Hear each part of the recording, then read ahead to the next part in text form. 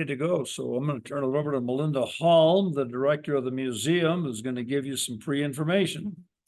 All right. Well, welcome everyone. Welcome to Dwayne. Thank you so much, Dwayne, for being part of this virtual series.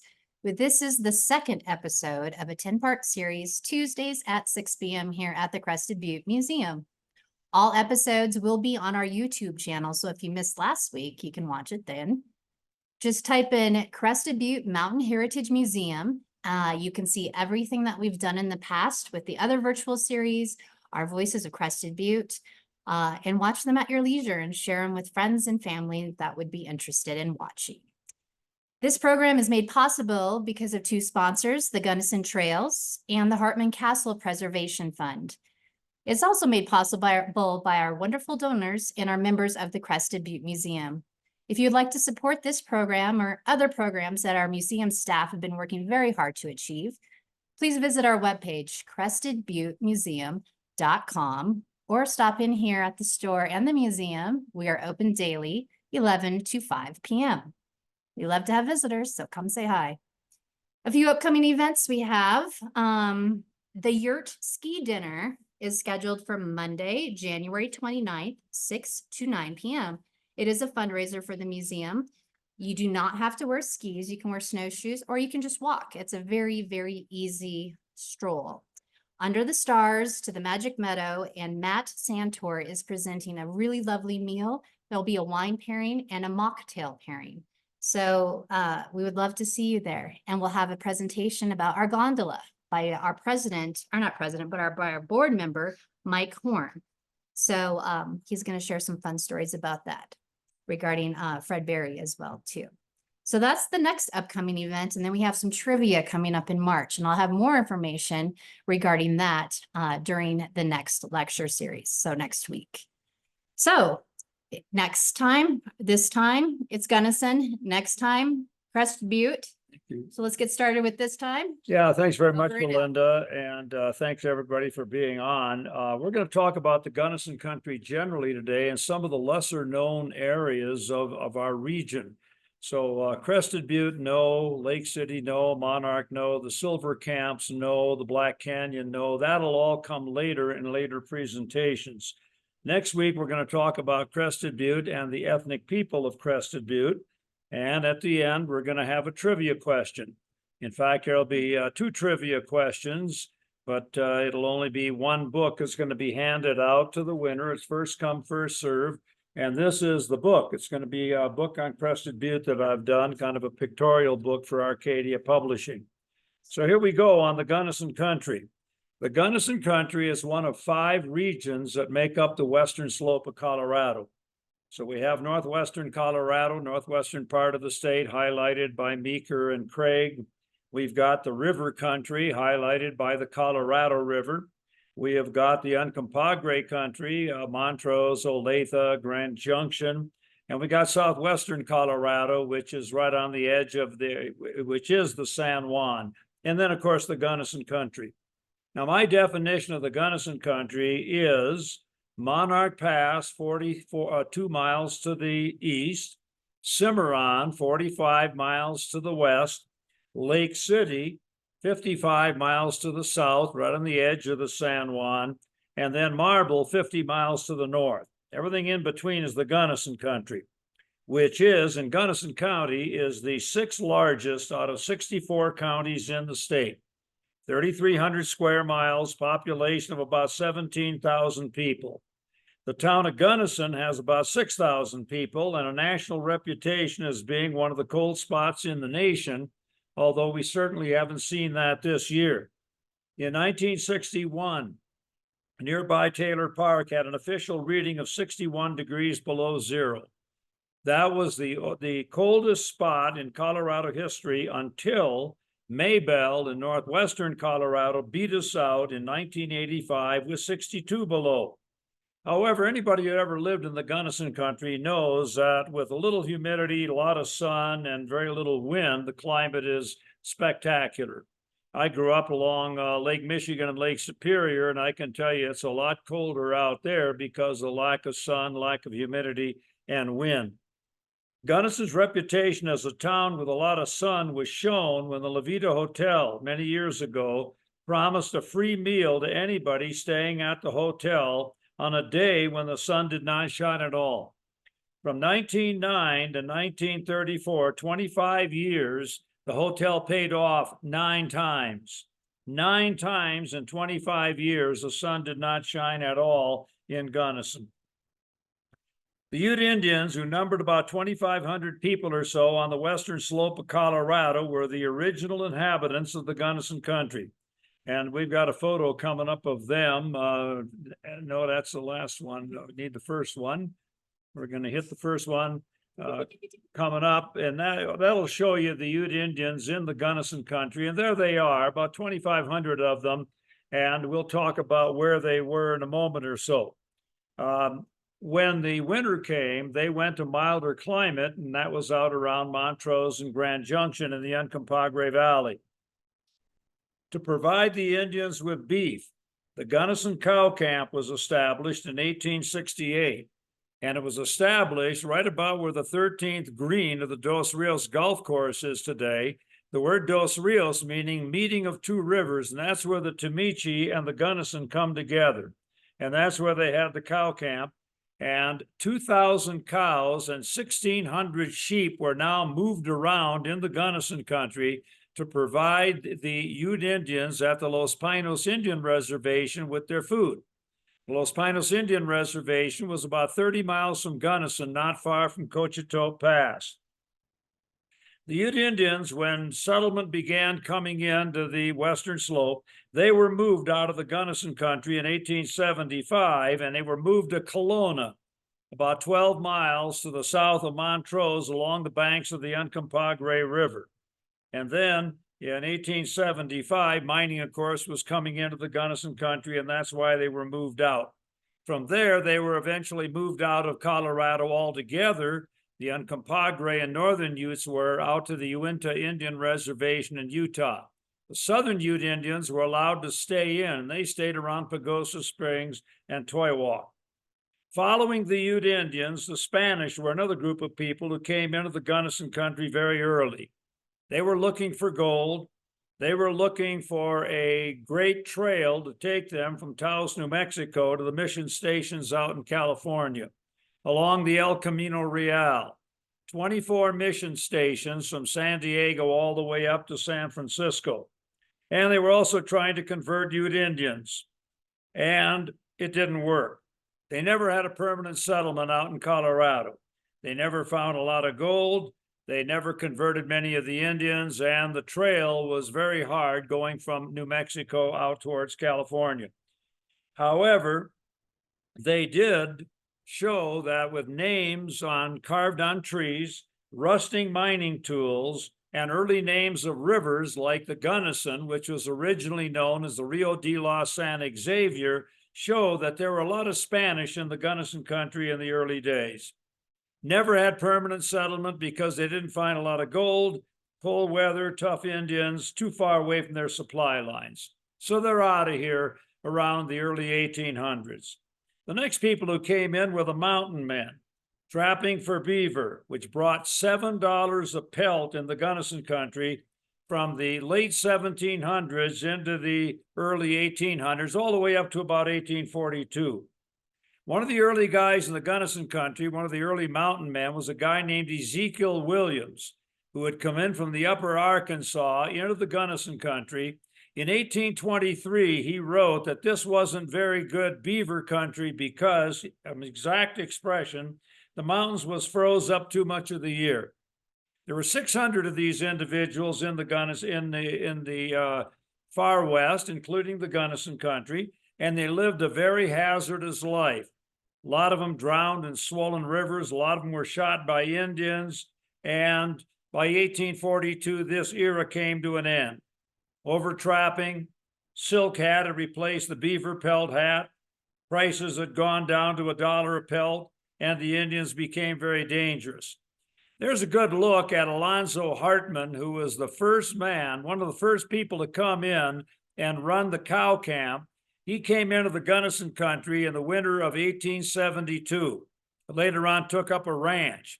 And that mansion, which we're trying to preserve right now, was built in 1894 for about $45,000. That'd be equivalent to about 1.4 million today. The mountain men were out of here by 1842, and now came the explorers. And the explorers were led by men like Lieutenant John Gunnison, 31 years old, from Goshen, New Hampshire. In the year 1853, Gunnison led 66 men in looking for a transcontinental railroad route. Today, the Gunnison River, Mount Gunnison, the county, the city are all named for him.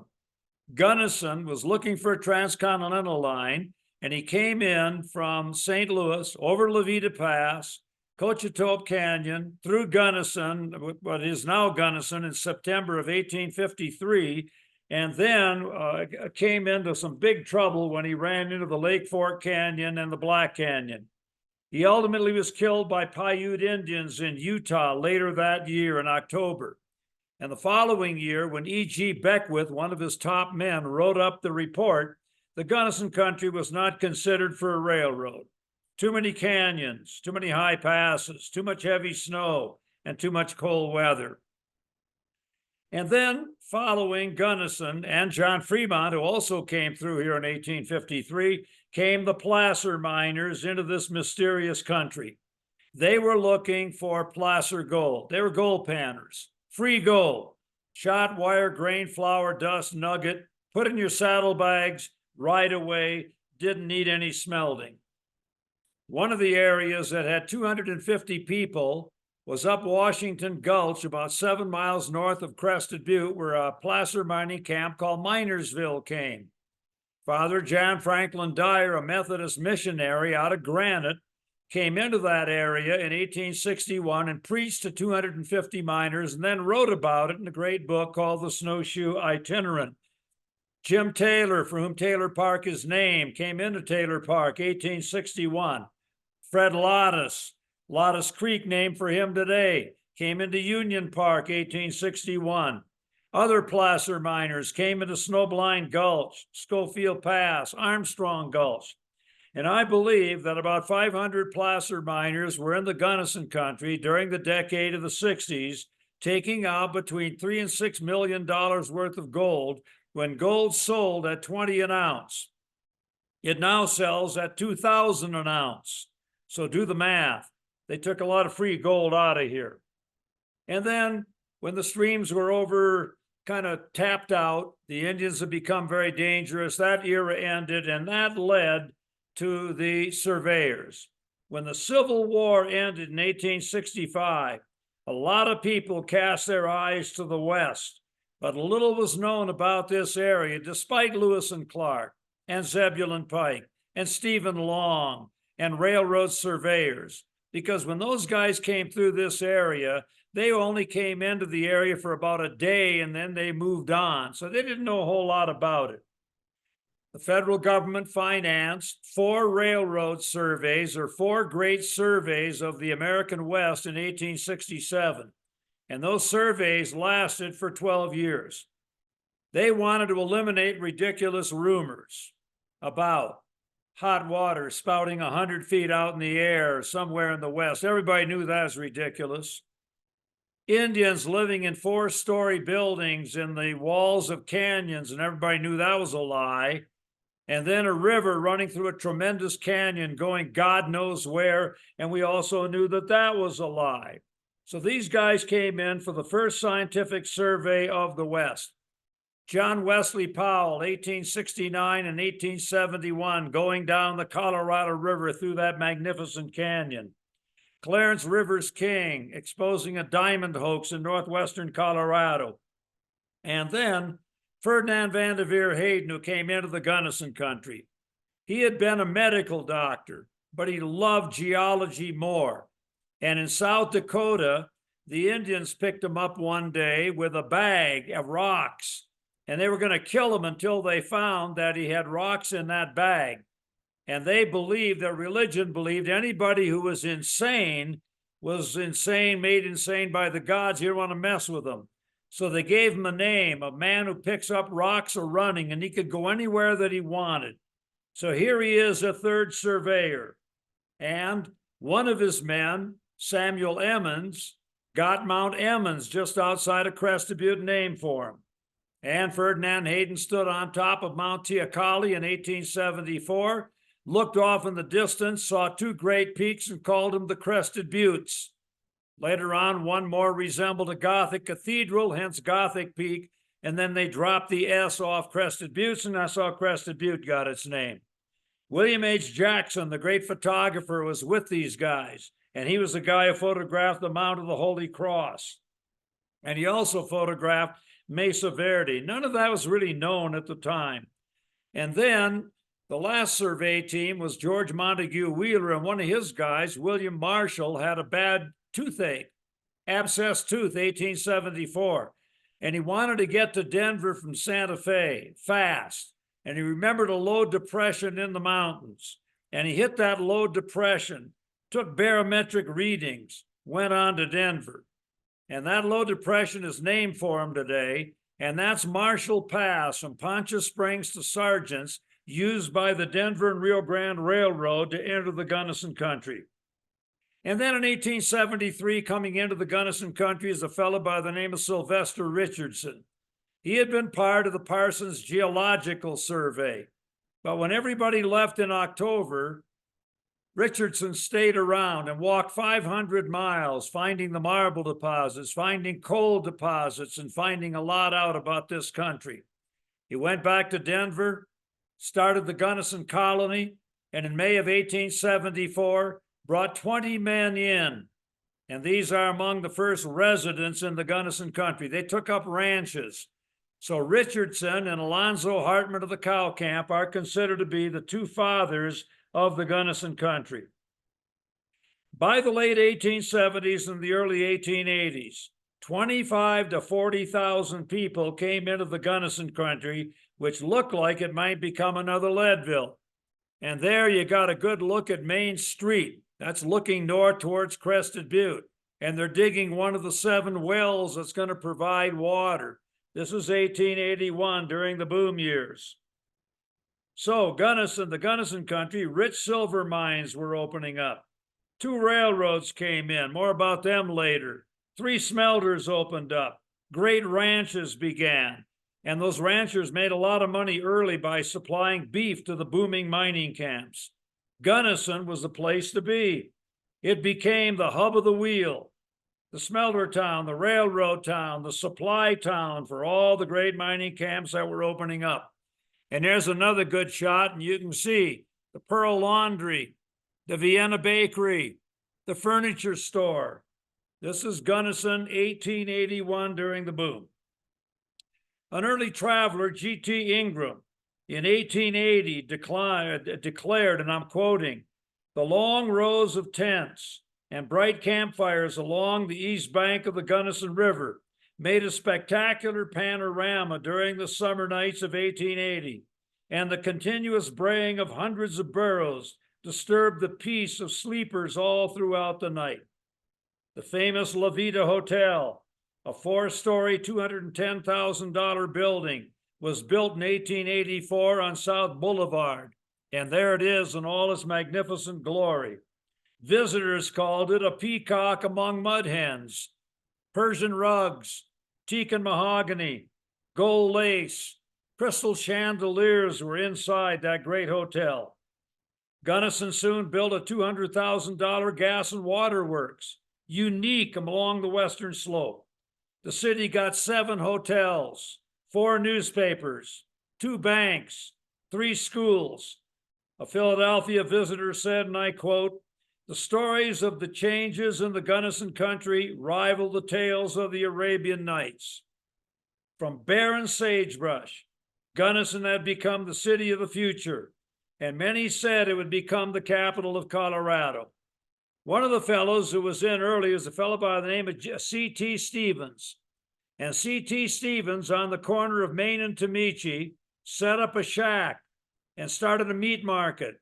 And he said, quote, "Customers would line up 50 to 100, waiting their turn to buy beefsteak in the morning, keeping the meat cutters busy." And then a man named Sam Gill came to Alamosa, Colorado, the end of the railroad track at that time. He had a safe, and inside that safe was $30,000 put in by Horace Tabor, who's going to start the Bank of Gunnison. Of course, nobody knew that the money was in the safe. Everybody thought it was just a safe. So Gill lounged around for about a week in dirty clothing until he finally could get a Barlow and Sanderson stage into Gunnison. And he only got that by agreeing to pay for the whiskey and do a lot of the work on the way in. 10 days later, he arrives in Gunnison, and when the guy said, "Where is Sam Gill?" Sam Gill presented himself with the safe and the $30,000 that was used to start the first bank in Gunnison, called the Bank of Gunnison. Another of the early individuals in Gunnison was a fellow by the name of Jack Haverly. Haverly was called the Minstrel King of the United States, and he made $10,000 a week with his minstrel troops across the nation. He bought land east of Gunnison, 1,500 lots in Irwin, Crested Butte, and Gunnison. He invested in silver mines and coal land, and invested $250,000 in the area. One of the great stories is Haverly coming into Irwin, watching a poker game in session, said to one of the guys, "What are the stakes?" Sizing him up as a dude, they said, "The sky's the limit."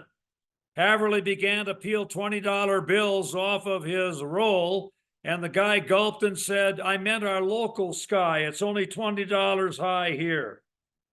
Wyatt Earp came to Gunnison, and he and Morgan Earp, his brother, ran the Faro Exchange right where Treads and Threads are currently on the main street of Gunnison.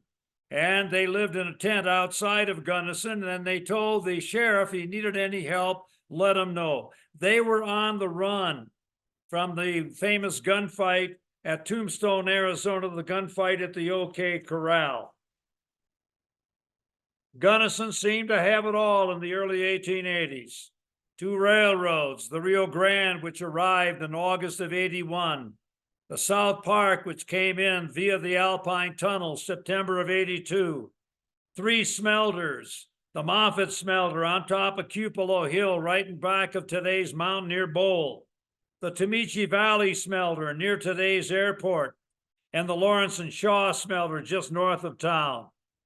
It had hotels, a foundry, several quarries nearby, including 2 famous ones. One was called the Almont Sandstone Quarry, 6 miles north of Gunnison along the Gunnison River, and that's where the sandstone came for a lot of the upscale buildings in Gunnison that we still have today. The other one was the famous Aberdeen Granite Quarry, about 6 miles south and west of town.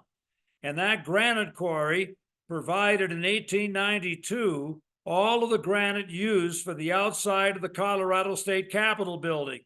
And a 5-mile spur railroad from the Rio Grande ran right to it. However, by the end of 1883, the boom had busted. The collapse of the silver prices began to close the mines. Smelters didn't work. Transportation charges were great. And Joe Cotter, the popular Republican county treasurer, made off with $100,000 of county money and was never caught. The Gunnison population, which had gotten up to 6,000, began to level off. T.A. Rickard, a New York reporter who was here in 1883, said, and I quote, "In spite of it all, Gunnison wears an aspect of resignation, as if to say, it is better to have boomed and busted than never to have boomed at all." The Gunnison country now settled down to a normal existence, highlighted by 4 economic drivers: the 3 C's and the Big T.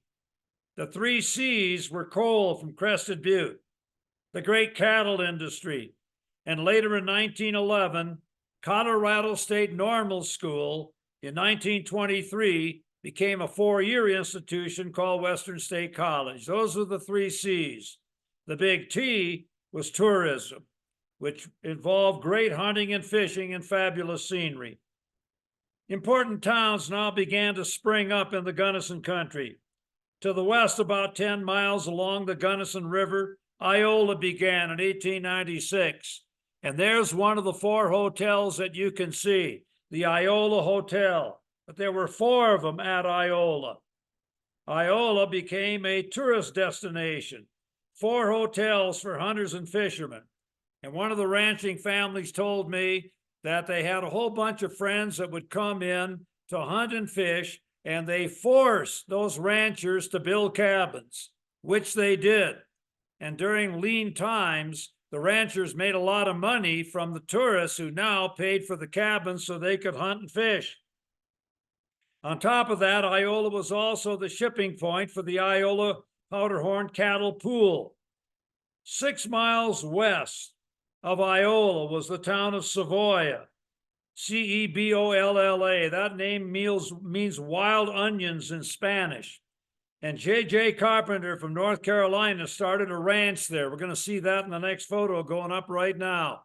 And there is the Sportsman's Lodge and 20 cabins right along the Gunnison River and a Denver-Rio Grande Railroad train right outside.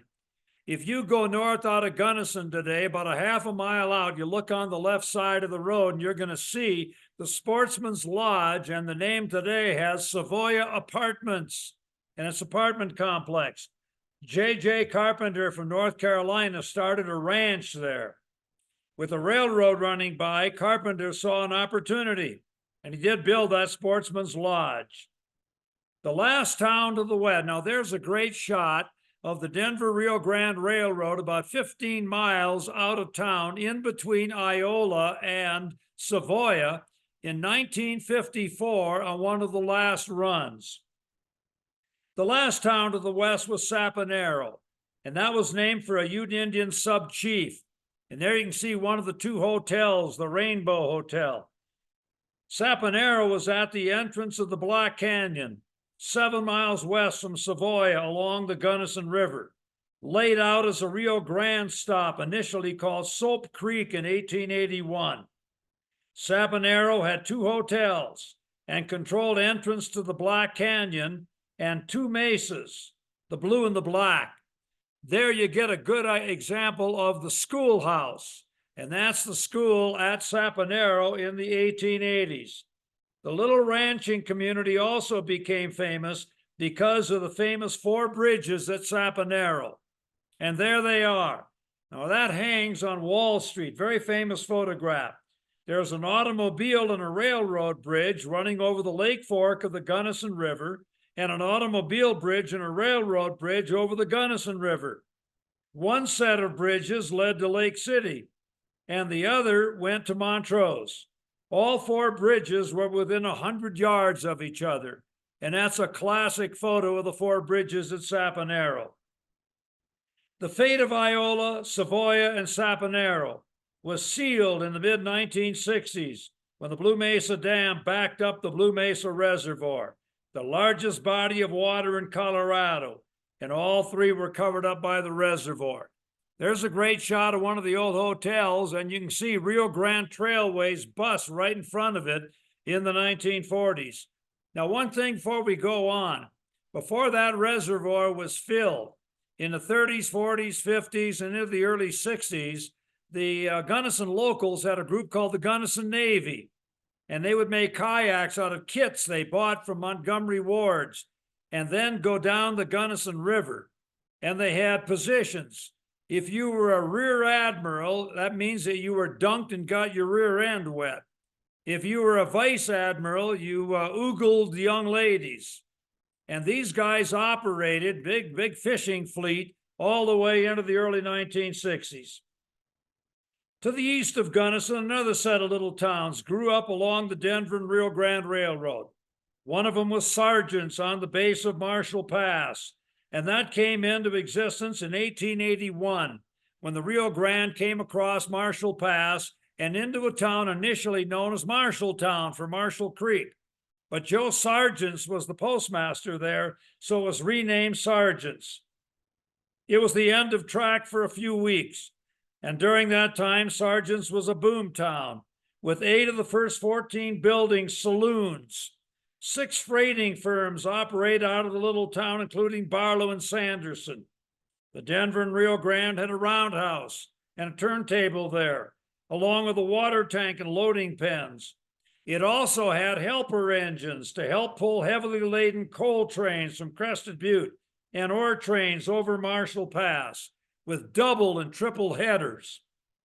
Sargent's was also on a road that ran to White Pine and Tomichi to the north, two great silver towns.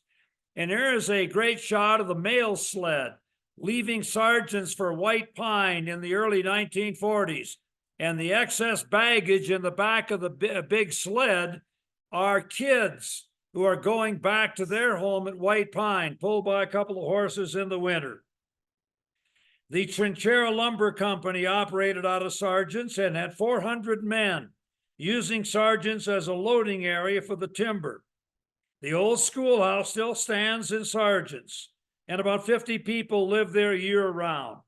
And the Trinchera Company used that lumber for railroad ties, mine props, and cabins. And one interesting story about Sargent's, the Hicks family raised commercial strawberries at 8,477 feet.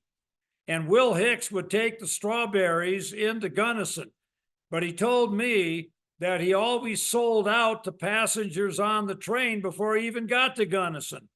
If he ever got to Gunnison, he would stand on the stoplight corner and sell out probably in a half an hour. Then Doyleville, 17 miles from Gunnison, 15 miles west of Sargent's, also on Tomichi Creek, started by Henry Doyle from my neck of the woods in the Upper Peninsula of Michigan. He came in there and homesteaded in 1876. There you can see half of the population. The post office is on the bottom and the hotel is on the top. It was a stage stop for Parlow and Sanderson stages, and then a stop on the Denver and Rio Grande. Many great ranches existed around Doyleville, including one which employed William Bonney, better known as Billy the Kid, for 3 weeks when he was on the run from the law. Parlin was the next little town on Tomichi Creek, 12 miles from Gunnison. It began in 1877 when John Parlin started a dairy ranch. It was also home to 2 railroads, the Denver and Rio Grande, which came in over Marshall Pass along Tomichi Creek, and the South Park, which came from the Alpine Tunnel in Pitkin. Now you get a good look at that photograph. That's the Pitkin-Parlin Mail. Now that little building right there was known as the QT because it was right where Quartz Creek ran into the Tomichi. And it was a great railroad stop. Now, the next photograph we'll show is there's the water tank. And John Parlin made a deal with William Jackson Palmer of the Rio Grande. Palmer wanted some of Parlin's land for his depot and building. And Parlin said, I'll be happy to do that if you make sure the train stops for 5 minutes every day so I can sell milk to the passengers. So a nice deal was made. Also right near Parlin, a guy by the name of Ike Thompson, we'll hang on to that for a second, Melinda. Ike Thompson, who had known the James brothers in Missouri, was working for John Coates, who was a relative of Jesse and Frank James. And Jesse and Frank James worked for 2 months on that ranch while they were on the run from the law. And Ike Thompson said when he came there and saw them for the first time, Frank James walked up to Ike Thompson and said, Ike, it's good to see you. The name's Brown here, you understand? And Ike Thompson said, I understand all right. About 2 months later, the boys were off to do whatever they had to do, was rob stages. The next photograph now, if you go up Quartz Creek, you're going to go right by a famous Indian head. And that looks just like an Indian. And it is about 2 miles outside of Ohio City. And at Ohio City, you had 4 great Ohio City gold mills and gold mines. And we'll see that in the next photograph. And there's one of them. That's the Raymond Mine. And that's one of the true great gold areas of the Gunnison country. And Ohio City is about 9 miles up Quartz Creek heading north. And you can see that you got an 8-horse team there going to take the gold out. There were 4 mills that big up Gold Creek. And we'll hit the next photograph. And the next photograph is Pitkin. And Pitkin is 9 miles north of Ohio Creek. That's another great silver camp that we'll talk about later. And that is the jumping off point for the Denver, South Park, and Pacific Railroad and going through the Alpine Tunnel. Now we leave that area and go north of Gunnison along the Gunnison River. And the first town we come to, or the first area we come to, is the Almont Sandstone Quarry. And that's the one, as I mentioned, which supplied the sandstone for the big buildings that we now have in Gunnison. 4 miles further, right where the East River and the Taylor River form the Gunnison River, is a town called Almont. It is the only town in Colorado, maybe the nation, named for a racehorse. Almont came into being in 1879 because of its location where the three rivers came together, and because of a man named Sam Fisher. Now there's Almont about 1920, and there's the pavilion on the left that you can see. Fisher was a mining engineer from Massachusetts. His wandering nature brought him to the promising Gunnison country in the spring of 1879, with hundreds and then thousands moving north to the great silver camps like Crystal and Tin Cup and Gothic and Irwin. Sam Fisher built a bridge over the Taylor River, and he charged $2 a team to cross and 25 cents for a man on horseback. He also built a toll road east to Spring Creek and another to Jack's Cabin 6 miles north. He soon became wealthy because of all the people having to pay to cross that bridge, and took up a 200-acre homestead. He bred fine horses and continued to freight all over the Gunnison country. The original name of his homestead was Fisher's, but in 1881, it was changed to Almont. Almont had been the famous Hamiltonian stallion of the century in England, and you're looking at him right there. Fisher brought an offspring of the horse and named him Fairmont. However, nobody ever heard of Fairmont, but everybody heard of Almont, and the name stuck. The Denver and Rio Grande came through Almont heading for Crested Butte in 1881, and that ended the toll roads and the freighting for Fisher. 12 years later, in 1893, he sold out to Vernon Davis of Denver, who turned that homestead into a summer resort. Fisher went on to Placerville in the San Juan and went broke, building hanging gold flumes high above the San Miguel River. Almont became important because it was a stage stop. It was on the Rio Grande line. It was a center for ranchers. It was a shipping point for the lead, zinc, and silver that came out of the famous Doctor Mine up Spring Creek, and it was a major tourist area. Almont achieved national fame in July of 1940 when Republican presidential candidate Wendell Willkie, on vacation, came to Almont to give one of his first speeches in his race against Franklin Delano Roosevelt. And there he is, waving to the crowd. The fish fry was the last one ever held because 10,000 people showed up. And Willkie's speech was covered by hundreds of newsmen from around the country. The Denver Rio Grande telegraph line was used to spread the news of the speech. And because of the great number of people, the traffic problems, and the enormous amount of work putting it on, that was the last time that the Almont fish fry was ever held. When Wendell Willkie left Gunnison, he flew out on a United Airlines plane called the Mainliner.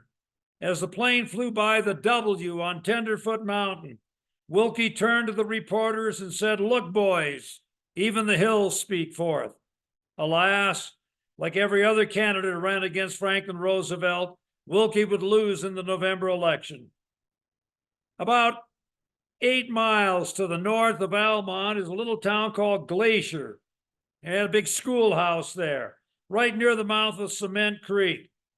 It held a spur on the Rio Grande Hill 4 railroad cars, and it shipped out cattle, hay, and ore.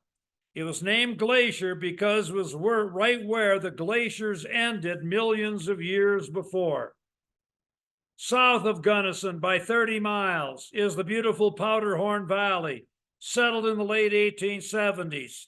And there it is in 1874, right along the 74 wagon road, which ran from Saguache to Lake City. It was originally called White Earth because of the white kale and clay found there, but later on renamed Powderhorn because a ridge between Savoya Creek and the Lake Fork of the Gunnison resembled one. Powderhorn was cattle country, with cows and sheep outnumbering people 3,000 to 100, or 30 to 1. Powderhorn also had hot springs that the Ute Indians used to help with pneumonia, rheumatism, arthritis, and other aches and pains. 20 of the hot springs at Powderhorn were cold and sodic and were sold commercially. Before 1900, a man named John Reese hauled the water to Gunnison in casks and bottled it there.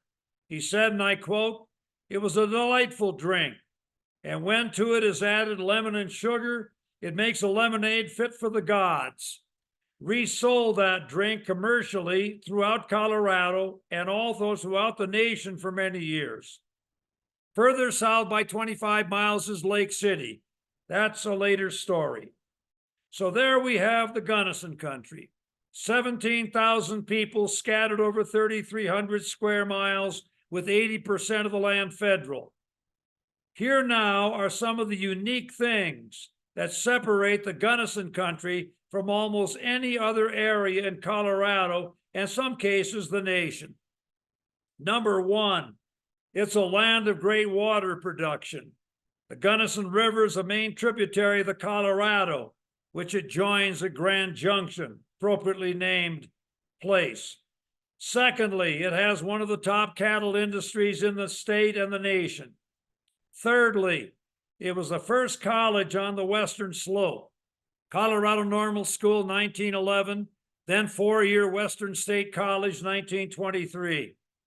Number four, it had the first chairlift for a ski area, the Pioneer Ski Area, 3 miles up Cement Creek and 8 miles from Crested Butte during the winter of 1939 and 40. Number five, the first snowmobile in history, 1923. Number six, one of the most versatile mining areas in Colorado history, with gold, silver, uranium, granite, marble, coal, and with Mount Emmons above Crested Butte, the fourth largest and richest deposit of molybdenum in the world. Now there you're looking at a 5-story high coal breaker at Floresta, the biggest anthracite coal breaker west of Pennsylvania, built in 1898. Much more about that next time. Number seven, the Tomb of the Unknown Soldier and the Lincoln Memorial came out of the top marble town in the world, Marble, located 50 miles north of Gunnison. Number eight, highest railroad tunnel in the world in 1882, the Alpine Tunnel, 11,523 feet. And there is the Palisades, rock formation, no mortar holding that track in. Now that slid about 4 years ago, but they now are going to put the rock back in, and that road again will be open to the Alpine Tunnel this summer. Number nine, the first Bureau of Reclamation project in the United States. That's the famous Uncompahgre project, which in 1909 completed the Gunnison Tunnel, 6 miles long, diverting Gunnison River water in the Black Canyon into the Uncompahgre Valley and saving those towns in history.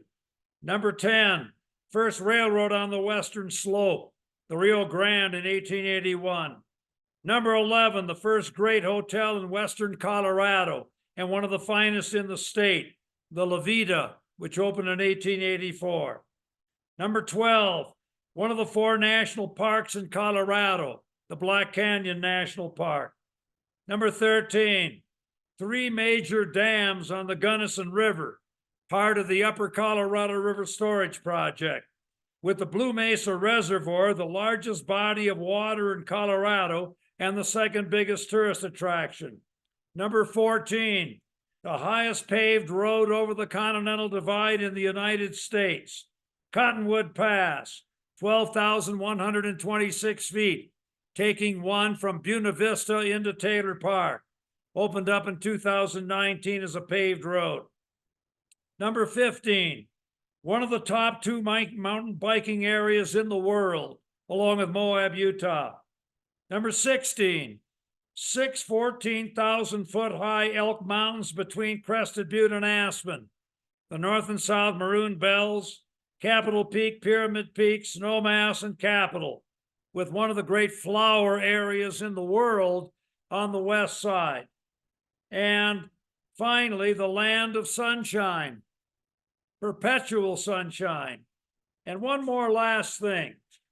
We have gone through the coronavirus, terrible thing the last couple of years. During the Spanish flu of 1918 and 19, which killed 670,000 people in the US and up to 50 million worldwide, Gunnison became famous nationally for an ironclad quarantine in the town. No one allowed to come in, and if you left, you stayed out. As a result of this quarantine, Gunnison lost very few people. In other towns on the western slope like Silverton, 10% of the population died. So that's it. Some of the lesser known towns of the Gunnison country. Thanks everybody for being on board. And now Melinda is going to tell you how you can answer the trivia question. And it's first come, first serve. So here we go, Melinda. All right, make sure you have your chat open, fingers on the keyboard, and Dwayne's going to read the question. Here is the question, or two questions. You got to have both of them. Number one, I want to know the name of the town named for a horse. And number two, the town at the start of the Black Canyon where the four bridges were. First come, first serve. Elma and Iola know. Oh, who's got it? Hudson, let's see. Hudson, Matt Hudson has got it. Greg Potter had it first. Greg Potter had it first. Elmont and Saponaro. Or almost. I think that's a typo. Well, that's okay. Very good. We got a whole bunch of people that are answering. That's great. I'll tell you what, Greg, when we get finished here, I want you to give your address to Melinda, and we'll have that book sent to you. All right, folks, are there any questions that anybody has over the Gunnison country and some of the lesser known towns today? Or any comments? We can see you on the chat board. Yeah, Greg Potter says woo-hoo. Yeah, thanks, Greg. If you have any questions, go ahead and put them on the chat box and I'll attempt to answer. Or any comments that you have. Melinda, I have that book. Feel free to give it to the next in line. The next in line is Matt Hudson. Matt, I'm going to have you give your address to Melinda when we're finished. Marianne Reagan, where is the Indian Head located by Ohio City? That came from Adelaide McMahon. Adelaide, if you go to Parlin and then you head along Quartz Creek, about 5 miles along Quartz Creek, you can't miss it. There's a little sign that shows you where it is. About 5 miles up Quartz Creek and about 2 miles before you get to Ohio City. What quarry did the Zugelder brothers operate? They operated the Aberdeen Granite Quarry and they worked there. 100 people worked at Aberdeen with a 5-mile railroad switch running right out from a little spur on the Rio Grande line called High Arrow right into the quarry. And the Zugelders also had a couple of other quarries, but that was the big one. Yeah, thanks for some of the comments, folks. Bill Gerson says, wife and I lived. Didn't quite.